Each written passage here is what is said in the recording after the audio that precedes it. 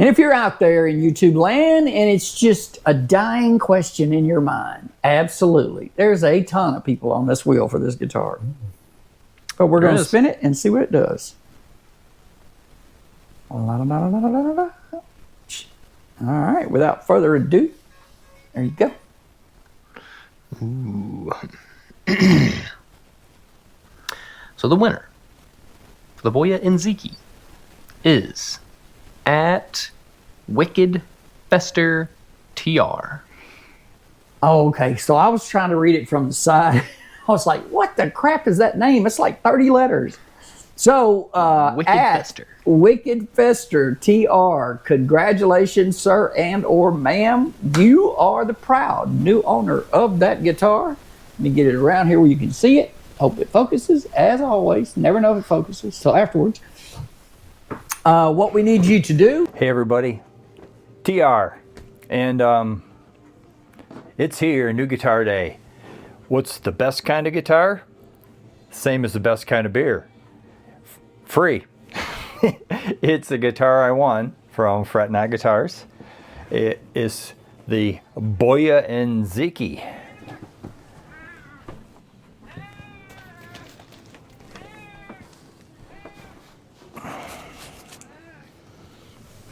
Oh, here's the box, all the way from, I believe, Alabama is where they're at. Yeah. So, I know there's a whole thing about let it sit in the box for a day, 2 days, a month, 6.5 years, because of where it came from, the climate's different. Well, I hate to tell you, cardboard breathes. Now, it had a nitrile finish, and if there was a big temperature difference, yeah, the nitro could crack. This is poly. Nothing going to happen to it. Box is warm anyways. And, oh, but the air needs to... You think I opened this up? Alabama air is going to come rushing out? No. It hasn't been in Alabama for 4 days. It's been through Kentucky, Ohio, to New York State, or to my house. The air has been exchanging through this cardboard the whole time, because cardboard breathes. So yes, warm Alabama air is not going to come gushing out when I open this. What air's in here? Air from the UPS truck. Likely Watertown, New York air from UPS. But we're doing an unboxing so that we can give a look-see and make it exciting here. Oh. And, by the way, it's not the size, it's how you use it. In case anybody is interested, this is a buck knife. It's a small pocket knife, but it's a quality small pocket knife.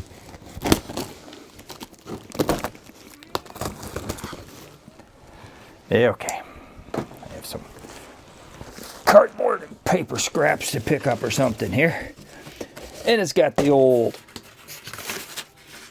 styrofoam coffin, which I was hoping, because there was some crunch. The old Fret Not sticker. Yes, there was some crunch on the box. We have push and trem bar, Radio Shack cord, and the guitar. Oh my God, it disintegrated because I didn't let it sit for 2 days. Weight's not bad. Weight's nice. I'm gonna have some styrofoam popcorn laying around here on the floor, I think.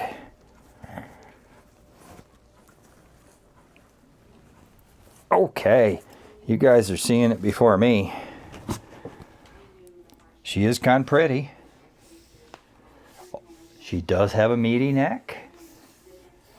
The tiniest little hint of fret sprout. I wondered about that coming up here. It is dry up here. But we'll be dealing with all of that. Very 50s Les Paul feeling neck. It is going to need my strings, my setup, the whole... We're going to do it all. But in either case, yeah, it's beauty. I appreciate winning it. For being a PCB board box switch, that's got some snap to it. Knobs are a little stiff turning. But, you know, we'll see. I don't know if there will be upgrading or just using. That's what I wanted to check too and see. This trim is completely floating, which means in order to deck it, I'm going to have to put a small wood block back in here, which I'm going to do. Yeah, I'm going to make it mine. If I decide I want nicer tuning machines, although everybody says these work just fine, I do have a set of Gotos hanging in there on my parts rack right now that are looking for a home. So, well, there she is. More to come as we venture into this Boya Ziqi. Not going to do a review, just going to tell you what I think of it. There's plenty of reviews out there. Why do another review? I will give you a what I think of it.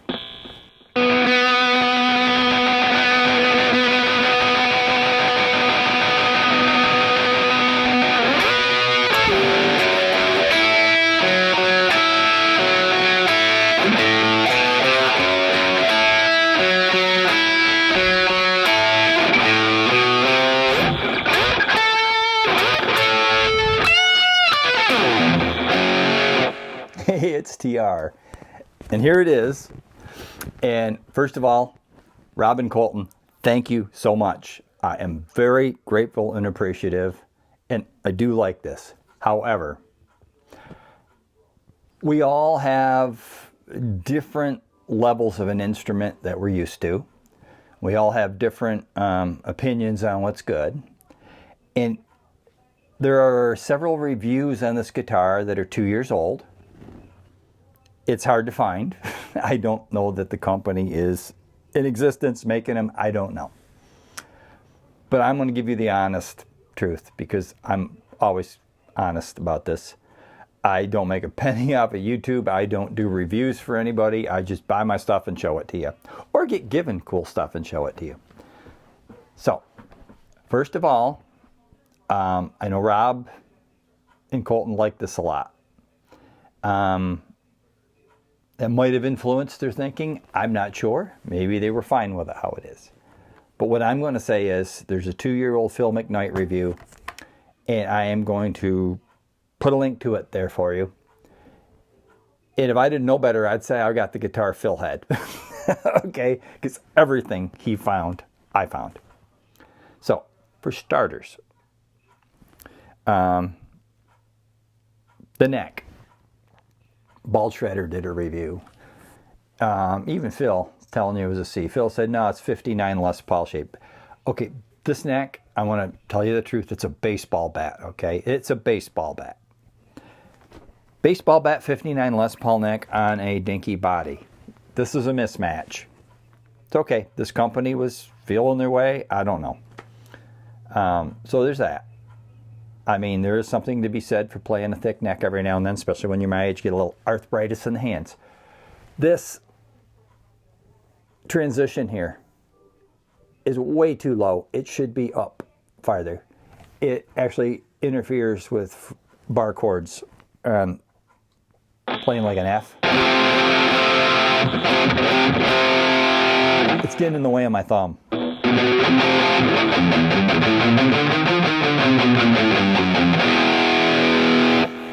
So there's that. If you had the right tools, could you take this and reshape the neck? Certainly, there's a lot of material. Speaking of a lot of material, the headstock's thicker than normal too. There's still enough room that the tuner buttons pop up through there, barely. But yeah, it's thick. So that said, good luck breaking this. A 5-piece butcher block Les Paul baseball bat neck that transitions to the volute type piece way lower than normal and thicker headstock than normal. Yeah, it's a tank. The headstock. Rob mentioned there's a little piece of veneer that had chipped off there. A little more than that, I found a piece of wood in the box. The tip of the headstock was broken off. Again, I'm not complaining, okay? I appreciate you guys. This is great. Thank you, thank you. I glued that on. So the veneer is missing. So what I did, kind of hard to match this yellow wood color with regular paint. But as you'll see, there are little knots all over in the burl. So up here, I drew myself with my paint a knot and hit it with a little True Oil to disguise it. And it's good enough to get by. I'm liking it. Only mods I did. Had one of the bent string trees. I happened to have a barrel one kicking around. I threw it on there. Tuners. Thought about, I have a set of Gotos. Everybody said the tuners were they were good. They were okay. They're good. Yeah, they're cheap. Okay, they are cheap tuners. They're like what you're going to get on an Ibanez Geo. Do they work? Yep, they work, and that's why I left them. You'll hear everybody say they hold tune. Every tuner holds tune. Watch that video I just did showing you where I broke the string. They do not unwind. They all hold tune. It's a matter of how smooth is it to get them into tune and how easy is it to tune them. They all hold tune. Your tuning's all in your nut, so let's go to the nut next. It's a bow nut. Okay, well these companies know now that people see bow nut, they're happy. Okay, there's certain catchwords. There is actually a company called Alnikov. So if you spell it out, it's Alnikov V, because they know people want Alnikov V. Some algorithm probably told them that, right? Anyways, bow nut.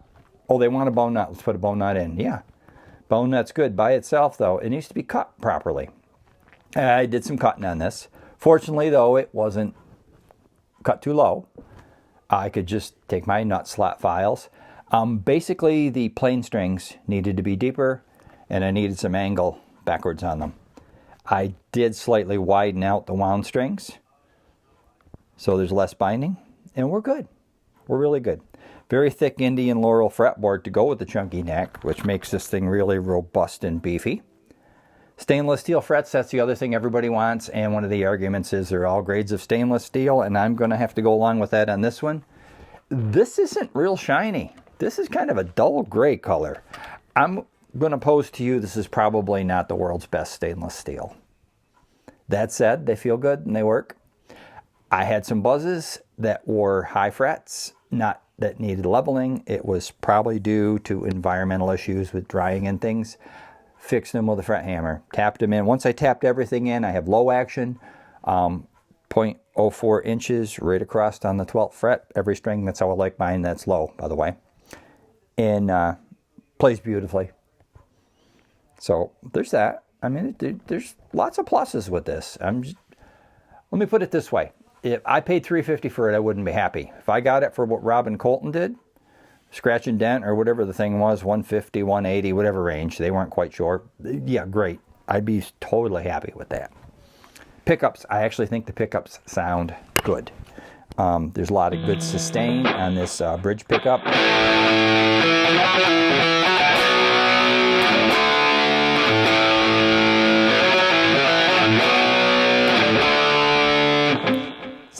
Sounds good. It's hot. Phil McKnight, there again, I'm not going to do a complete review. Phil McKnight he took it apart. He showed you, measured everything. This is identical. Same issues Phil had.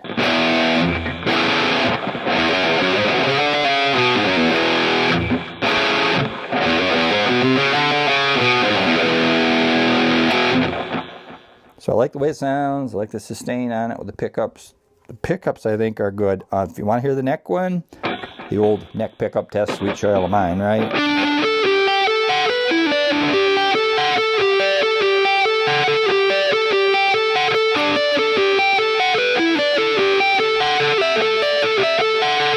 Or Steve Vai.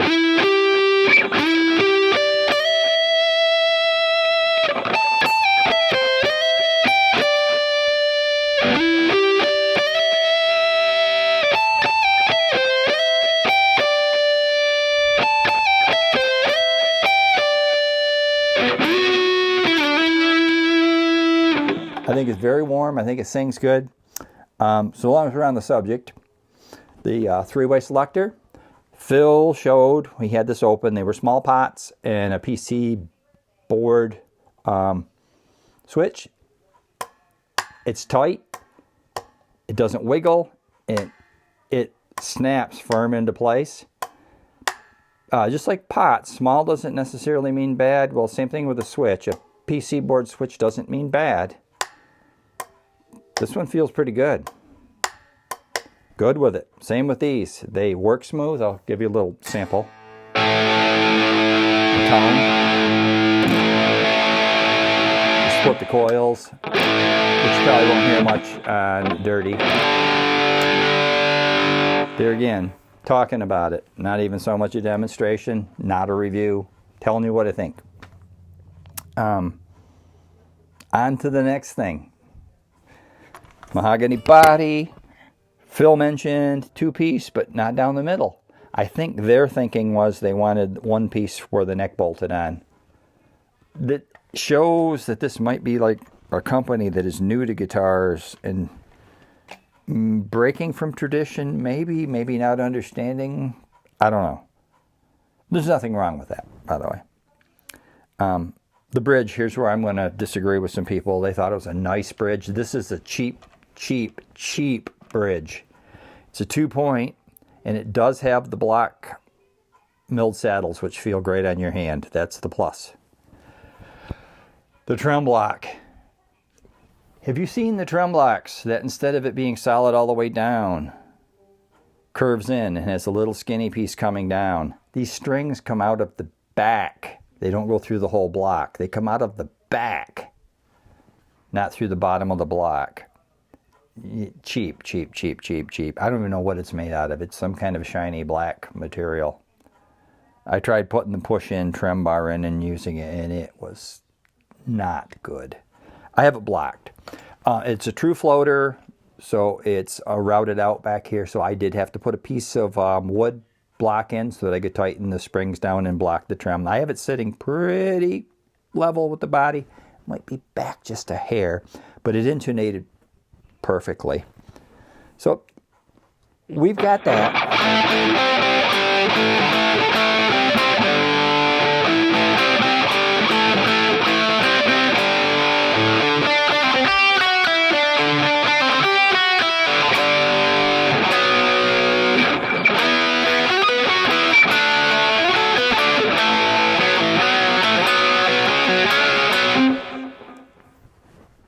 So let me reiterate, I do like it, but it's different. It's an odd duck.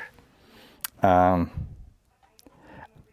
find those 2-year-old reviews that several people did to maybe be a little bit liking it more than they should have. I'm not saying people were shilling. They were not being shills. I think there's some people are happier with things and other people have a little more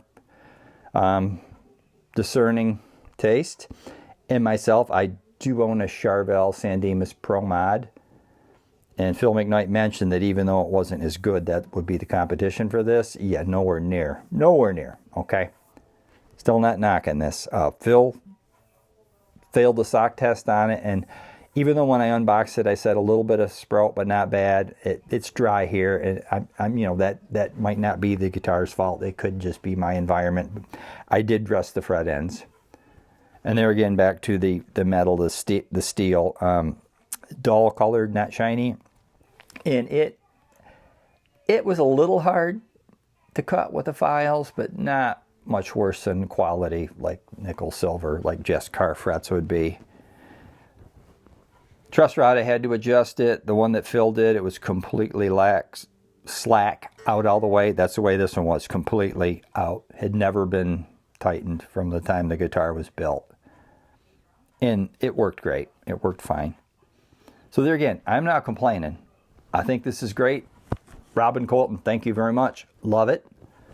But again, had it paid $350? Nah, there's better you can do for $350. You get it for $2 or under, nice guitar. Is it traditionally what I'm used to? No. I got a 50s Les Paul neck on a dinky body, and that heel transition happens way too far south for my liking. It should be up more. I'm not going to get rid of it, not going to sell it, not going to trade it, not going to do nothing with it. I want to keep it and cherish it because I want it. And that's what I think. And you guys have